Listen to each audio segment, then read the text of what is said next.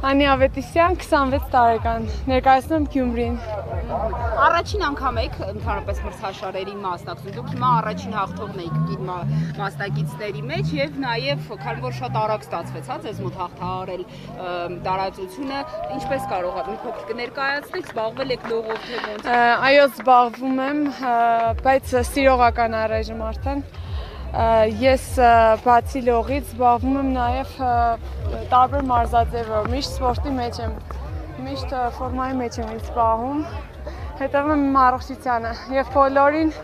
հորդորում եմ, որ կան մասնակցեն այսպիսի մրցումների։ Ինչ է հարավերին։ Նախ առաջինը առողջությունը, երկրորդը մոտիվացիա ամբողջ կյանքում մարզվելու համար։ Հասկանալի է։ Նաև ընդհանրապես ինչպես կպատմեք, նաև ինչպես հաջողվեց հաղթահարել նման կարճ ժամանակահատվածում։ Ավելի երկար էի սպասում, նշելով, որ նաև կանանց համար ընտրվել է 1 կիլոմետրը, հաշվի առնելով, որ պրոֆեսիոնալ լողորդներ չեք, բայց բավականին արագ կարողացաք հաղթահարել։ Կարող է հիմա 50 մետր լինի, ես բոլորին կռվեմ, բայց ես տայր եմ, կարողանում եմ երկար